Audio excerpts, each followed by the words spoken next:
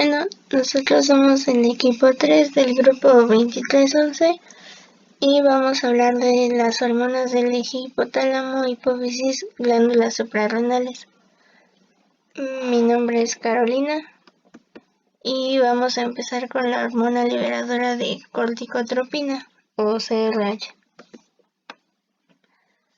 La hormona liberadora de corticotropina es un péptido cuya función es estimular los productos del polipéptido precursor de varias hormonas. Este precursor es la propia melanocortina, que va a estimular la producción de ACTH, la hormona adenocorticótropa, que es en la que nos vamos a centrar más en esta exposición. Pero también es precursor de otras hormonas como las hormonas lipotropinas, las hormonas estimulantes de melanocitos, las beta-endorfinas y la hormona estimulante de la tiroides. Su biosíntesis: el gen de la hormona liberadora de corticotropina se localiza en el cromosoma 8 y codifica una prohormona de 196 aminoácidos. Por acción de las proteínas convertasas 1 y 2, se sintetiza la CRH, que es una hormona de 41 aminoácidos. La secreción de CRH se da por las neuronas parvicelulares que se encuentran en la porción anterior de los núcleos paraventriculares principalmente, pero también es secretada en la placenta al final del embarazo y durante el parto, en la corteza cerebral, el sistema límbico y en la médula espinal. La secreción de CRH es desencadenada de manera natural por el ritmo diurno, pero también puede desencadenarse por estrés físico como traumatismos o cirugías, por estrés químico como aumento de dopamina y el aumento de citocinas proinflamatorias como interleucina 1, interleucina 6 y factor de necrosis tumoral alfa, y por estrés emocional. Existe un factor que modula las acciones de la CRH y es la CRH-BP, que es una proteína fijadora específica de CRH y también puede modular su vida plasmática. En el mecanismo de acción existen dos receptores de membrana específicos de CRH, que son el receptor 1 de CRH y el receptor 2 de CRH, que los dos están acoplados a proteínas G. El receptor 1 se encuentra en la hipófisis y en la neocorteza, y el receptor 2 en el hipotálamo, la amígdala cerebral, el núcleo del café dorsal y en el plexo coroideo. Cuando CRH se une al receptor 1, va a inducir la activación de la adenilato ciclasa, lo que lleva a un aumento de los niveles intracelulares de AMP cíclico y estimula la síntesis de la propia melanocortina. Al receptor 2 se unen principalmente las urocortinas, que son análogos de la hormona CRH, y su función va a ser amortiguar la respuesta del receptor 1. Bueno, yo soy Laura Montserrat y vamos a seguir con las características de esta hormona. Lo que sigue, como pueden observar en la presentación, es la vida media. Esta hormona va a seguir un patrón bifásico, ya que en el plasma va a hacer su vida media de entre 6 a 10 minutos y de entre 40 a 50 minutos. También encontramos que se va a unir o bueno, va a tener una proteína de unión específica hacia CRH, que va a ser CRH-PB, como lo estoy señalando aquí. Esto va a ser tanto en el suero como en sitios intracelulares de diversas células. Y esto va a modular la vida media plasmática de nuestra hormona, de la CRH. Vamos con los factores liberadores e inhibidores. Los factores liberadores son el ritmo diurno, el estrés, que es el más importante de todos, la hipoglucemia, la fiebre, la hipertensión, un traumatismo o una cirugía. Estos ya se los había mencionado o está en una imagen al principio de la presentación. Entonces ya más o menos estaba ahí el acercamiento hacia los factores liberadores. Y también tenemos los factores inhibidores. El principal podría ser el cortisol, y ahorita en la siguiente diapositiva les voy a explicar más o menos cómo lo hace, y también la noradrenalina en algunos casos. Otro factor, o bueno, más bien otro tema que nos toca aclarar en esta presentación es el feedback negativo o retroalimentación negativa que la lleva a cabo el cortisol. Este es un glucocorticoide que va a tener un efecto inhibitorio en la secreción hipotalámica del CRH. ¿Y cómo lo hace? Esto va a ser por la inhibición de la síntesis y la secreción del RNA mensajero. ¿Esto para qué? ¿Para qué lo inhibe? Pues se tiene dicho que el RNA mensajero codifica para CRH a nivel del hipotálamo. Entonces, cuando esto se inhibe, obviamente la secreción va a bajar, a disminuir de CRH. Como lo podemos ver en esta imagen de la derecha, que es un poco más simple, que vemos aquí el cortisol, que tiene efectos sobre hipófisis e hipotálamo, y estos signos negativos es que es el feedback negativo. Entonces va a ocasionar que la secreción tanto de ACTH como CRH, que es la hormona de la que estamos hablando ahorita, disminuyan o sean inhibidas.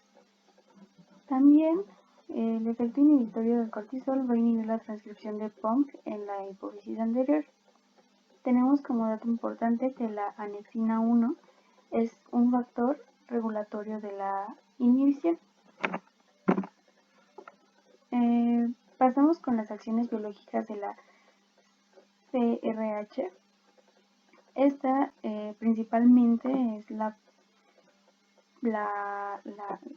función principal, que es estimular la síntesis y la secreción de ACTH, y además va a hacer en consecuencia también estimular el cortisol adrenal, así como el precursor de ACTH, que es el POM, que ya les había mencionado anteriormente, y que va a aumentar la transcripción, ya que esto va a aumentar la transcripción de RNA mensajero.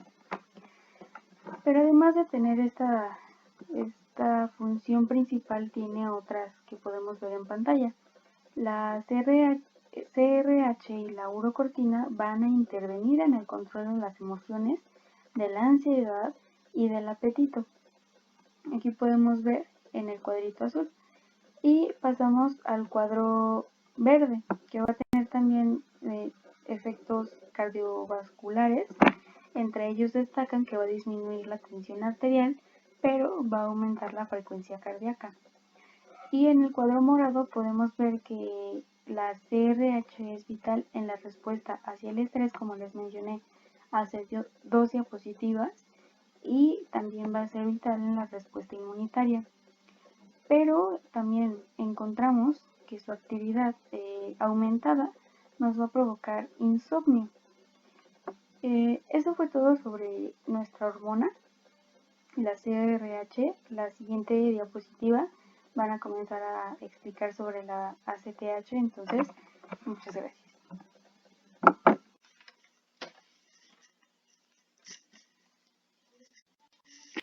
Mi nombre es Andrea Guadalupe González Vargas y yo voy a hablar sobre la hormona adenocorticotropa o ACTH. La ACTH tiene como órgano diana las glándulas suprarrenales en donde estimula la síntesis de glucocorticoides.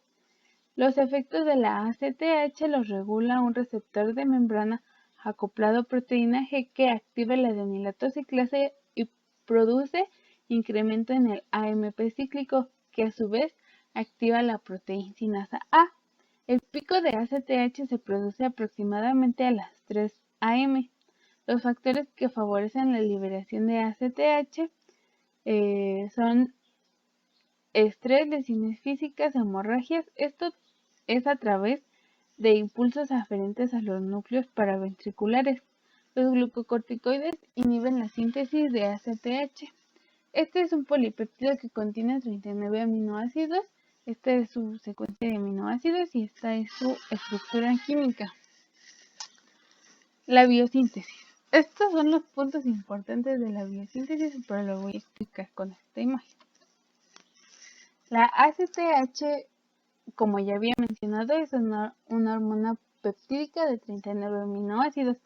Esta es procesada a partir de una molécula precursora grande, que es la proopiomelanocortina. Dentro de las células corticotropas, un RNA mensajero único dirige la síntesis y el procesamiento de la proopiomelanocortina hacia fragmentos de menor tamaño con actividad biológica. Estos se representan aquí. Incluyen la beta-LPH, que es la lipotropina, la alfa y la beta-MSH, que es la hormona estimulante de melanocitos, y la beta-endorfina y el fragmento del amino terminal de la propia melanocortina. Casi todos estos péptidos están glucosilados. Esto explica las diferencias que existen entre sus pesos moleculares que se han determinado. La coloración basófila de las células corticotropas dependen de estas porciones de carbohidratos. Dos de estos fragmentos están contenidos dentro de la estructura de ACTH. La alfa-MSH, que es idéntica a la ACTH en los residuos 1 al 13, y el péptido del lóbulo medio similar a la corticotropina, que es el CLIP, que representa la ACTH en los residuos 18 a 39. No se secretan como hormonas separadas en seres humanos. Dentro de su función, tenemos que su actividad biológica depende del extremo amino terminal de los residuos 1 al 18. La ACTH se une a receptores en la corteza suprarrenal e induce la esteroidogénesis por medio de un mecanismo dependiente al AMP cíclico. La ACTH estimula dos de las tres zonas de la corteza suprarrenal, que son la zona fascicular, donde se secretan los glucocorticoides, como el cortisol y la corticosterona, y la zona reticular, que produce andrógenos como la deshidropiandrosterona y la androstendiona. La ACTH facilita, aunque no es necesaria, la síntesis y secreción de los mineralocorticoides. También tenemos que la ACTH es sintetizada por las células basófilas en la hipófisis anterior o adenohipófisis, bajo la acción de la CRH o hormona liberadora de corticotropina. La estimulación de la síntesis de ACTH se produce en situaciones de estrés físico o psicológico que estimula intensamente la secreción del factor hipotalámico CRH. Por medio de la ACTH se induce a la liberación de glucocorticoides, el cortisol. También se estimula la síntesis de ACTH estimula otras hormonas como la arginina, vasopresina, las catecolaminas, la angiotensina 2, la serotonina, la oxitocina, el péptido natriurético auricular, la colecistoquinina, el péptido vasoactivo intestinal, entre otros. En su medición, la creación de ensayos inmunorradiométrico e inmunoquimioluminiscentes, que son estos dos, ha proporcionado un ensayo clínico y sensible y práctico para ACTH para la evaluación de los trastornos hipofisarios suprarrenales. La concentración matutina basal varía de los 9 a 52 picogramos sobre mililitro. o 2 a 11 picomol sobre litro.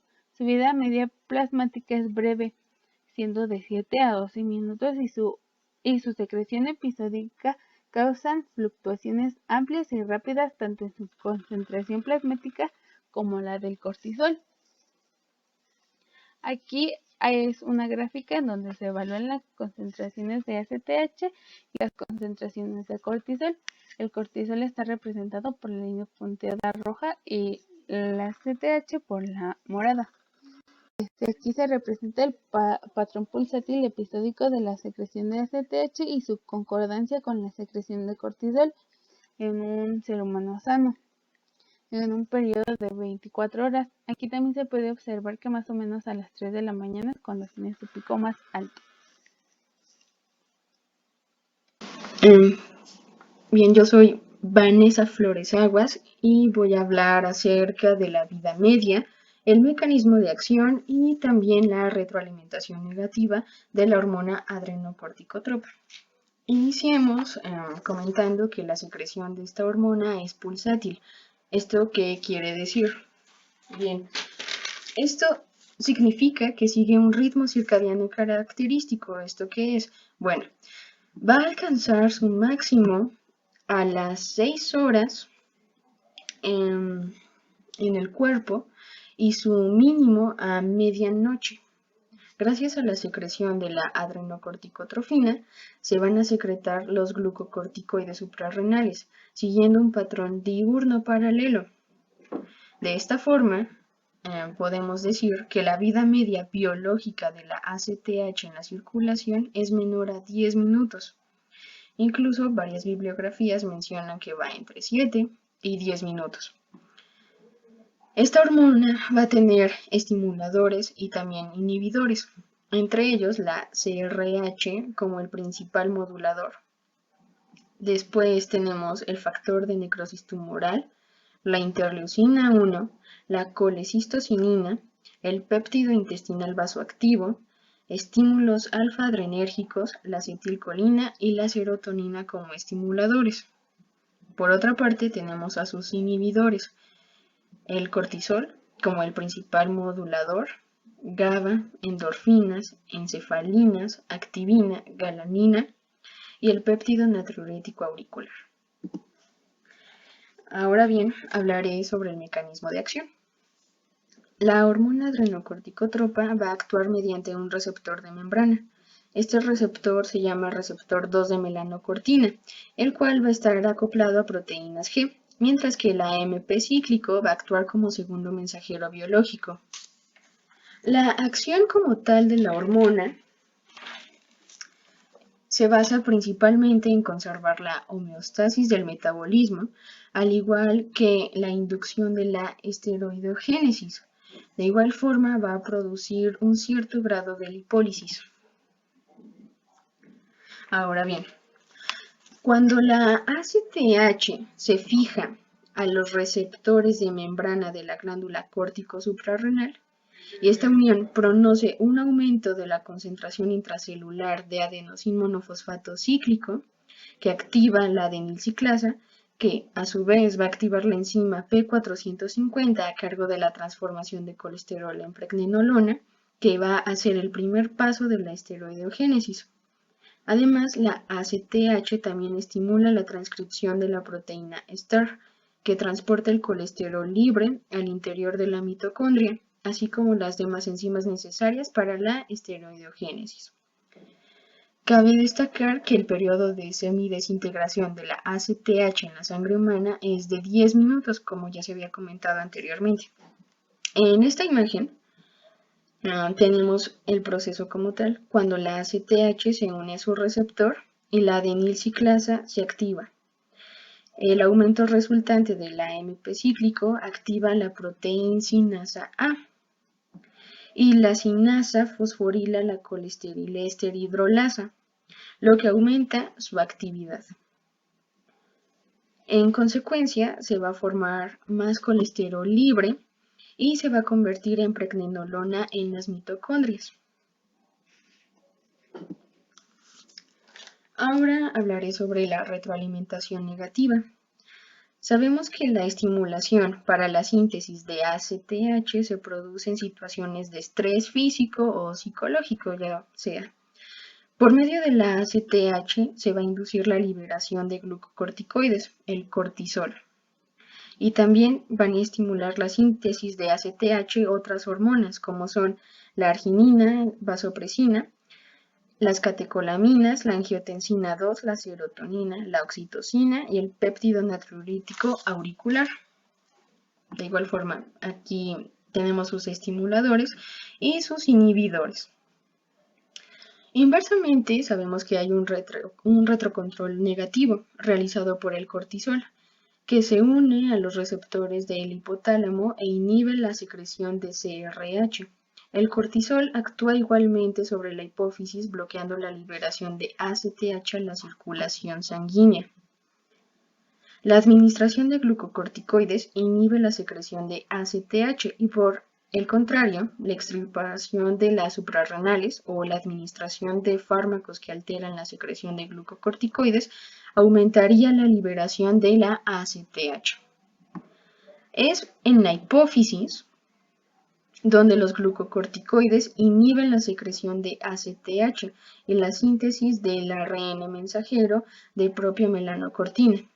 En el hipotálamo, mientras tanto, se inhibe la secreción de CRH y ABP y también la síntesis de los ARN mensajeros, aunque con patrones temporales distintos. Y en sí, esa sería la retroalimentación negativa. Ahora, para concluir, hablaremos sobre el cortisol. ¿Qué es? El cortisol o hidrocortisona es una hormona esteroidal. Esta es producida por la glándula suprarrenal y se libera como respuesta al estrés y a un nivel bajo de glucocorticoides en la sangre, entre otros, que más adelante vamos a ver, al igual que sus funciones. Aquí podemos ver la estructura química del cortisol y su fórmula, la cual consta de 21 carbonos, 30 hidrógenos y 5 moléculas de oxígeno. Su biosíntesis tiene lugar en la capa fasciculada por acción de las enzimas y su producción diaria es de 10 a 20 miligramos. Tiene una vida media de 90 minutos aproximadamente y su concentración en el plasma es de 5 a 25 microgramos sobre decilitro. Esta se produce, como podemos ver en este esquema, en la zona fascicular de la glándula suprarrenal, la cual vamos a explicar más adelante.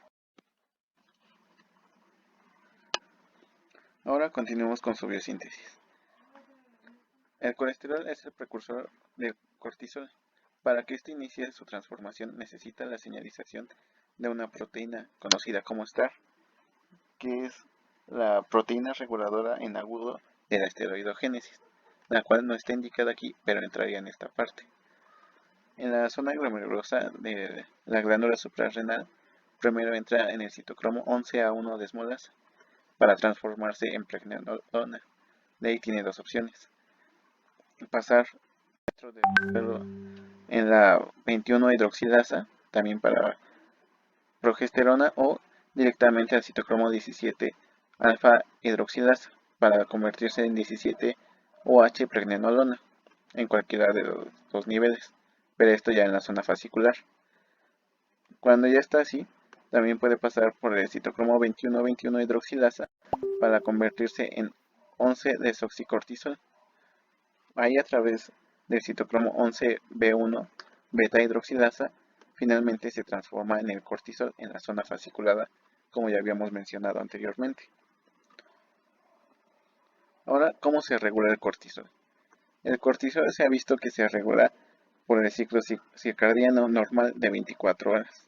En una persona normal, con periodos de sueño y vigilia estables, se presentan episodios secretorios.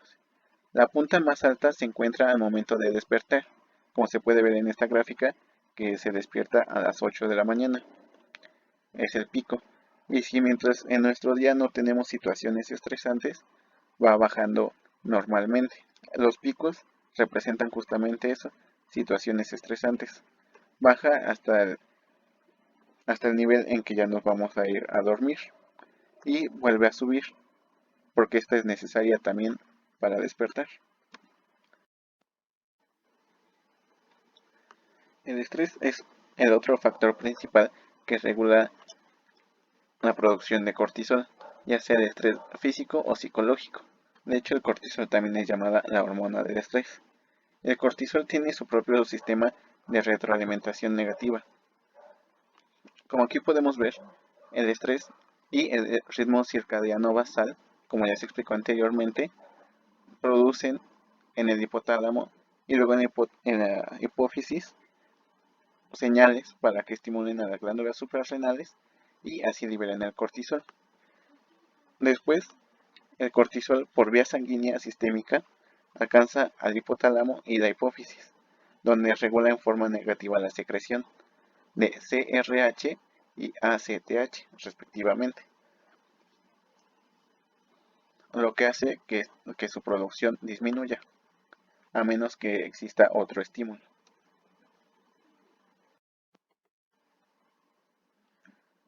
También hay una regulación intracelular, la cual es la biodisponibilidad intracelular del cortisol. Esta es medida mediante las enzimas 11-beta-HSD1 y 2, las cuales regeneran el cortisol o lo degradan en cortisona, respectivamente. Como aquí podemos ver, el 11-beta-HSD1 forma el cortisol, mientras que el 11-beta-HS2 forma la cortisona. Aquí podemos ver la entrada en el núcleo de su receptor para el cortisol, lo cual lo vamos a explicar más adelante. Ahora veamos el transporte del cortisol. Este, al ser una hormona lipídica, puede difundir fácilmente en el torrente sanguíneo y dentro y fuera de las células. Su paso por la vía sanguínea requiere un transportador. El transportador clásico del cortisol es la globulina transportadora, como aquí podemos ver, CBG. Cuando el binomio cortisol transportador alcanza el sitio blanco, la enzima elastasa origina los neutrófilos, tiene la función de clivar el loop central del GBP, liberando al cortisol del transportador. Ya desde ese momento puede entrar libremente a la célula. Aproximadamente menos del 15% del cortisol total utiliza albúmina como transportador, y solo la fracción menor del cortisol sanguíneo total se encuentra unida a proteínas y se denomina fracción libre del cortisol. Aquí podemos ver de manera más gráfica cómo existe la fracción del cortisol unido a la globulina, el cortisol libre y el cortisol con la albúmina. Ahora veamos su mecanismo de acción. Este se requiere de la unión a un receptor denominado receptor de glucocorticoides, GR, el cual es este. Ahora veamos los pasos. Primero, el cortisol llega de ser transportado por la albúmina, difunde en la membrana de la célula y se une a su complejo proteico. El GR, ocupado por el cortisol, libera a las proteínas chaperonas. Después se dimeriza, pero esto ya en el núcleo. Después hace la transactivación, cisrepresión y transrepresión, como podemos ver, y esto es para que se empiecen a producir las proteínas requeridas por la señalización del cortisol, que va a depender de la célula a la que haya sido el blanco, porque el cortisol tiene diferentes blancos y muchas funciones. Como podemos ver, las principales funciones son la homeostasis de agua y electrolitos. También incrementa la glucosa en sangre a través de la gluconeogénesis. Puede llegar a suprimir la acción del sistema inmunitario y el metabolismo de hidratos de carbono, proteínas y grasas. También puede disminuir la formación ósea y regular la presión arterial, lo cual es una de sus principales funciones. Ahora veamos los valores de referencia del cortisol. El rango de referencia más usado es de 5 a 25 microgramos sobre decilitro en el cortisol plasmático matinal de aproximadamente 8 a 9 horas, que esto dependerá en gran medida de a la hora que nos despertemos. También se puede medir el cortisol libre en orina, igual de 7 a 8 horas lo cual se espera encontrar de 80 a 200 nanogramos sobre miligramo de creatinina. También en la misma prueba de orina, pero ahora de 22 a 23 horas, ya en la noche, se espera encontrar hasta 28 nanogramos sobre miligramo de creatinina. Y a las 24 horas, de 20 a 100 microgramos en 24 horas. El cortisol salival matutino se espera encontrar de 1.9 a 19 nanomoles sobre litro y cortisol salival nocturno hasta 7 nanomoles sobre litro. Es importante destacar que estos valores pueden depender del laboratorio en el que estemos pidiendo los resultados, ya que cada uno tiene un método utilizado y puede llegar a variar. Ahora, las situaciones fisiológicas y patológicas en las que se puede hallar valores alterados de cortisol sérico. Primero empecemos con los valores disminuidos, que es menos de 5 microgramos sobre decilitro, que pueden ser muestras nocturnas, que si recordamos mientras más se hace de noche, el cortisol va bajando. Corticoterapia, enfermedad de Addison, panhipopituitarismo, insuficiencia cortitropa aislada, hiperplasia adrenal congénita y posoperatorio de cirugía exitosa por síndrome de Cushing. Ahora los valores elevados, que es mayor a 25 microgramos sobre decilitro. Esto puede ser por embarazo, anticonceptivos, cirugía, trauma, síndrome de Cushing y resistencia al receptor de glucocorticoides. Ahora veamos que lo puede estimular e inhibir. Lo estimula el estrés, ya sea físico o psicológico, la cafeína, la falta de sueño, el ejercicio físico intenso y mucho tejido adiposo subcutáneo, ya que este regenera cortisol a partir de cortisona. Lo puede inhibir el uso de corticoides sistémicos o inhalados, también la exposición a algunos fármacos que tienen un efecto deleterio en la síntesis de cortisol. Entre ellos se encuentra el uso de ketoconazol y etomidato, la fosfodiesterasa, vitamina C y buen humor, ya que recordemos que como es la hormona del estrés, el buen humor puede ayudar a reducirla un poco. El hipercortisolismo es cuando hay una cantidad mayor a 25 microgramos sobre decilitro, como ya habíamos mencionado. Este puede producir hipercortisolismo primario o síndrome de Cushing e hipercortisolismo secundario. Esto puede ser por un tumor pituitario o ectópico. También el síndrome de Cushing o pseudo-Cushing. Aquí podemos ver cómo se puede observar una persona con síndrome de Cushing. Para este se recomienda dieta y ejercicio, mientras no se agrave, pero si avanza a síndrome de Cushing se deberá tomar la medicación indicada para este o la cirugía. Algunos de los síntomas y signos son pérdida de masa muscular, aumento de peso, aumento de probabilidad de sufrir osteoporosis, dificultad de aprendizaje, poco crecimiento, disminución de testosterona, aumento de azúcar en la sangre, aumento de presión arterial y menstruación irregular, obviamente en el caso de ser mujer. Por otro lado está el hipocortisolismo, el cual es si se tiene menos de 5 microgramos sobre decilitro. Esto puede provocar hipocortisolismo secundario, que es un tumor pituitario o síndrome de Sheehan. Otro podría ser el hipocortisolismo primario, que da la enfermedad de Addison y síndrome de Nelson. Este se trata con la reposición de esta hormona a partir de corticosteroides como la prednisona o la hidrocortisona, prescritos por un endocrinólogo. Algunos signos y síntomas pueden ser la depresión, fatiga y falta de energía, dolor en los músculos y las articulaciones y la disminución de azúcar en la sangre, por lo que puede surgir un deseo repentino de comer dulces. Y ya, esto sería todo por nuestra parte.